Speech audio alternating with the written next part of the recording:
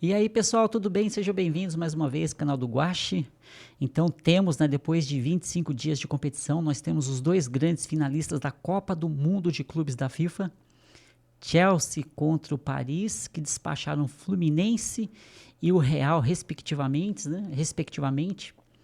Então, numa competição onde a final não é surpresa, mas a competição como um todo foi uma grande surpresa e serviu de parâmetro para muita coisa, né?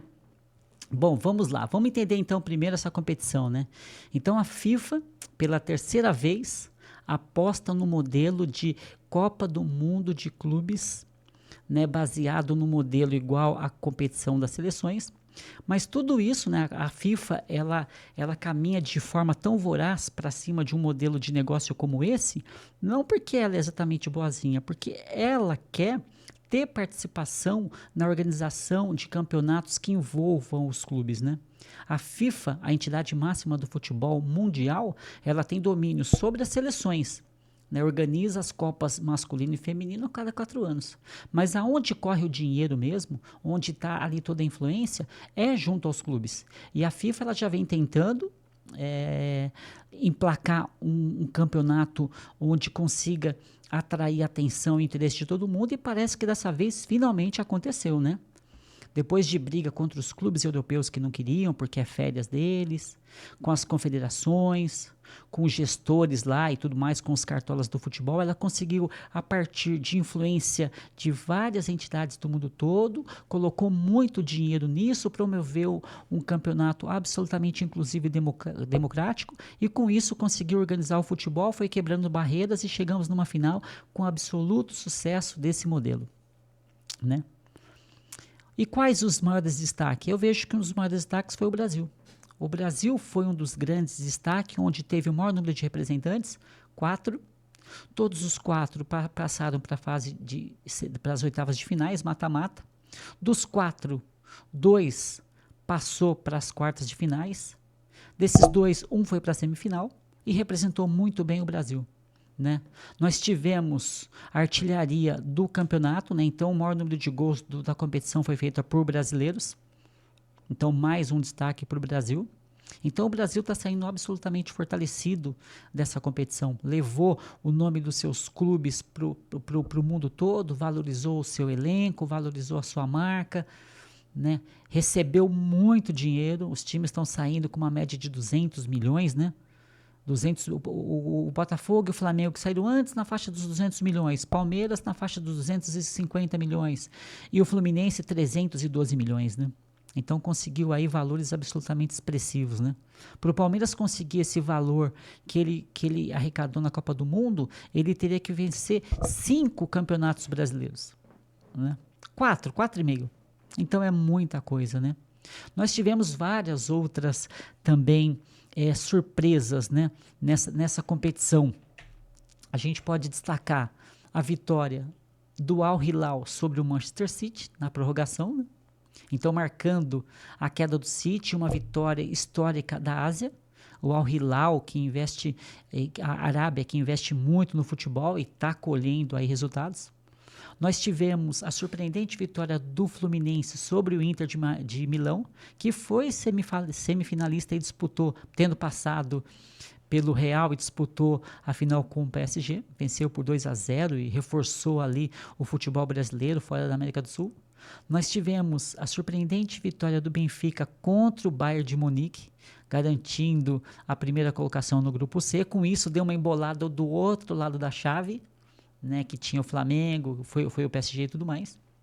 Nós tivemos a incrível, a extraordinária vitória do Botafogo contra o PSG, 1-0, e não foi uma vitória na sorte não, viu? Foi uma vitória baseada em estratégia, é claro que foi uma estratégia de montar ali um ferrolho, montar uma retranca absurda, mas obteve sucesso, com saídas rápidas para o contra-ataque, conseguiu seu gol e tirou o PSG de um pedestal que ele ocupava há muito tempo. Nós tivemos lá embaixo uma vitória do Auckland City, da Nova Zelândia, que empatou, empate heróico com o Boca Juniors em 1-1. Né? A gente acaba dando destaque a esse jogo porque o time do Auckland City é totalmente formado por amadores. Quem fez o gol do time foi o professor Christian Gray. Então foi uma vitória realmente muito expressiva para cima dos boludos, né? Foi um negócio impressionante, né? Nós tivemos uma lesão polêmica, que foi a lesão do Musiala, né? Então esse foi a primeira edição com 32 clubes, dividido em 8 grupos, marcando uma forte inovação no formato, né? E altamente inclusivo e democrático, permitindo representantes do Brasil não, do mundo todo, né? Nós temos ali a elite do futebol na Europa, mas os demais continentes, países, eles sempre tiveram interesse em medir forças, né? Em especial os times da América do Sul, que tem assim, um desejo muito grande por protagonismo na elite do futebol, né? Então vem assim, com uma força muito grande, uma determinação muito grande, né? Nós tivemos os artilheiros Di Maria e o Gonçalo Garcia, e nós tivemos inovações tecnológicas, né, espetaculares, como as câmeras que foi usado na arbitragem, o impedimento semiautomático, né? Nós tivemos o cronômetro do árbitro que marca ali se a bola entrou ou não e tudo mais. Nós tivemos uma arbitragem que foi realmente um destaque, que deixou o jogo acontecer, não marcou qualquer falta, não tinha dificuldades em relação à questão de interação com o VAR, tudo era muito rápido, então foi muito dinâmico. Coibiu a catimba e a cera, né, foi uma preocupação da FIFA, inclusive. Então foi, no aspecto geral, foi uma competição extraordinária, e que vai se repetir daqui a 4 anos com mais força ainda, onde os times do mundo todo perceberam o quanto é importante, o quanto é vantajoso participar de uma competição como essa, né? Que dá destaque, dá relevância, monetiza muito bem e tudo mais, né? Bom, então em relação às semifinais, nós tivemos então o Fluminense contra o Chelsea. O Chelsea vem numa crescente na competição, com um time absolutamente jovem, formação e crescendo muito, muito talento. Então conseguiu superar o Fluminense até com uma certa tranquilidade. Chamou muito a atenção como que o elenco do Fluminense ficou muito abatido com a derrota, muito abatido. Nós tínhamos jogadores que não conseguiam nem dar entrevista depois, que estavam em prantos. Dá para perceber então como que eles estavam encarando essa competição, né, a seriedade e tudo mais. Não que os outros não estivessem, né, mas dá para perceber que o Fluminense encarou de um jeito diferente mesmo, nesse aspecto aí, né.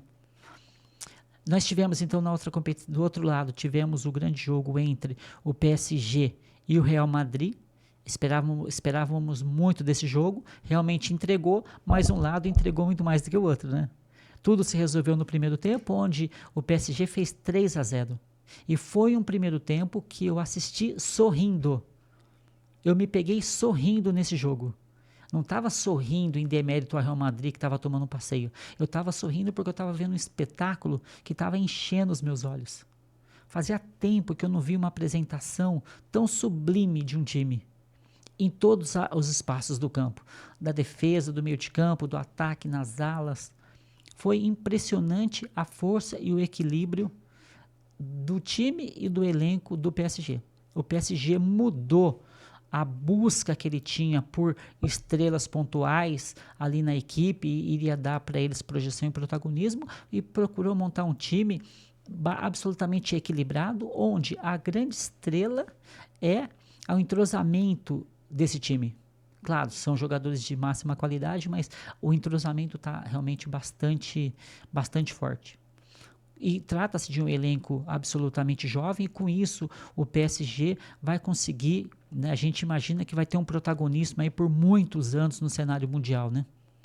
Então nós tivemos ali os brasileiros, Marquinho, que jogou muito bem, mas muito bem. O que o Marquinho fez foi impressionante. E tivemos também aquele zagueiro que veio de São Paulo, aquele zagueiro, o Beraldo, jogou demais. Incrível a atuação desses dois jogadores, como que eles representaram bem o Brasil. Então, diante disso, né, diante dessas semifinais, chega na final o PSG, que é favorito, contra o Chelsea, que, na minha opinião, é um franco atirador, né? E tudo pode acontecer. Final, né? Mas o PSG tem uma vantagem clara, tá com um time mais armado, mais esquematizado, né? Tem uma liga maior, mais tempo de trabalho e tudo mais, mas vamos ver o que vai acontecer, né? Com certeza vai vir um grande jogo, nesse domingo, dia 13, às 16 horas. Então, em linhas gerais, foi muito bom. Os brasileiros têm que sair de cabeça levantada.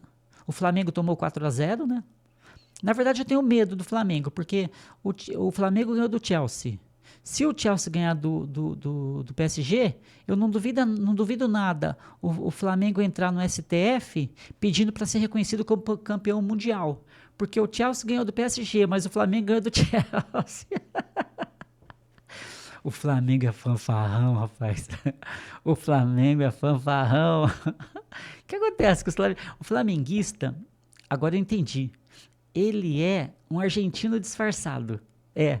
Porque para ter essa marra toda, só sendo argentino.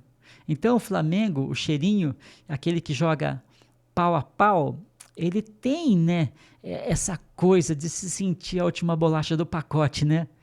Na verdade, eles têm uma imprensa particular muito forte, né? E eles têm uma torcida terceirizada, e com isso eles se sentem a última bolacha do pacote, né? Olha, tô saindo um pouquinho aqui do assunto, mas fechando em relação à Copa do Mundo, a FIFA está de parabéns, todos os envolvidos estão de parabéns. O Brasil está saindo muito fortalecido dessa Copa do Mundo, está saindo como protagonista realmente, está colocando o futebol brasileiro numa outra página quando o assunto é os times. Então os times demonstraram muita força e com certeza com isso a gente vai ter uma projeção diferente que com certeza vai gerar receita para todo mundo. O nosso futebol vai chegar em locais que até então não chegava por conta desse excelente trabalho que todos os times brasileiros fizeram, tá bom? Grande abraço, muito obrigado por assistir o canal, muito obrigado por se inscrever no canal, muito obrigado por curtir, comentar e compartilhar, tá bom? Valeu, grande abraço e que venha a semifinal e na sequência o Campeonato Brasileiro, tá bom?